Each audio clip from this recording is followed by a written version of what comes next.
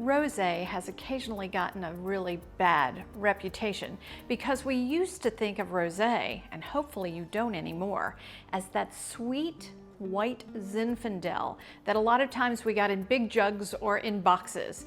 Well, right now, rosé is making this huge insurgence in the wine industry, and the one that I'm pairing with today is a beautiful father-son blend, Cabernet Franc and Merlot.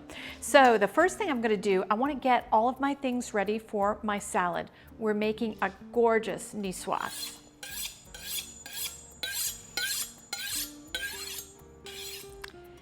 Now I just want to sharpen my knife really well because I'm going to slice some tuna for this. And this is just slightly seared tuna, and it is just beautiful right off the grill. You always want to make sure that you have a really sharp knife because you can see that tuna will fall right apart.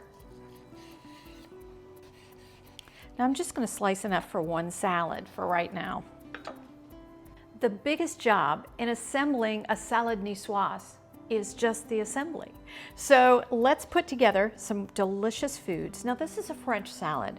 The French use a lot of fresh green beans. These beautiful green beans are just blanched and then chilled down in some ice water. Gorgeous. And I'm going to take some tiny baby potatoes. Now you can use a regular potato, a red potato, and then just quarter it. But I love these tiny baby potatoes because they really give great texture to the plate.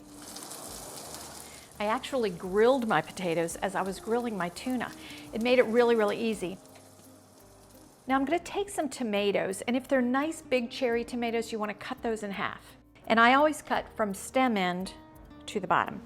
I've sliced some baby cucumbers at a nice little diagonal, and I'm just going to throw those on the plate. And some Kalamata olives. Salad niçoise needs that briny saltiness, so we're just going to add a few of those. Now, anytime you're hard boiling eggs, you know if they're really fresh, if they don't peel really well. So these didn't peel tremendously well, but they are super, super fresh eggs. And then we want to take some white beans. Now these are just a simple little white bean, and I'm just going to put those on the plate. You can use all sorts of things with a salad niçoise. I use the white beans because they are traditional French. And growing up in a French household, I loved French food.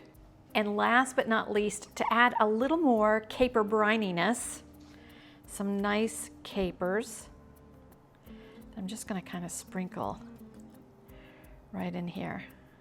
Now, isn't that easy? So simple. If you blanch your beans, you roast your potatoes, or you can even microwave them and then cut them. All of those things can be ready to assemble this beautiful salad. And then we're going to top it with some tuna slices. Now the big secret to the niçoise is in the dressing. And the dressing is what we want to make to really blend well with this rosé. Rosé is a beautiful wine. It can be made with any red grape. So it's really interesting to watch the process of rosé being made. So it's just like you're making red wine, but as quickly as you get the skins on the juice, you pull them off, and then you're left with a beautiful blush color. So rosés can be all sorts of colors. If you leave the maceration going for a little while, it's going to be a little deeper pink. If it's very, very blushy and light, that means that those skins were removed really quickly. The skins are where the color is located. Actual juice from a red grape is white. So when you get too much of that vinegary, lime, or lemon flavor, it can often offset your wine. You don't want that to happen. So make sure that you really balance your vinaigrette with your wine. Now I have in my little container here some Dijon mustard and a touch of honey, and I want to add some fresh lemon juice.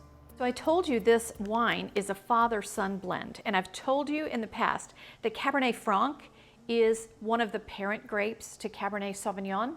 Well, the same is true for Merlot. So this particular blend is Cabernet Franc and Merlot, father-son. Now let's add some olive oil. And for this dressing, we want a little more olive oil than we have lemon juice. So make sure you close tightly and then shake. Now you can also make this dressing in a bowl with a little whisk, but I love to just shake this one up because it emulsifies so quickly and easily. Now let's drizzle that on our salad. Oh, so gorgeous. And let's try it with the wine. So I love a good rosé, especially in the summertime.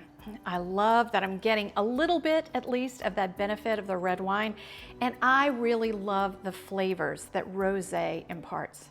This one is delicious.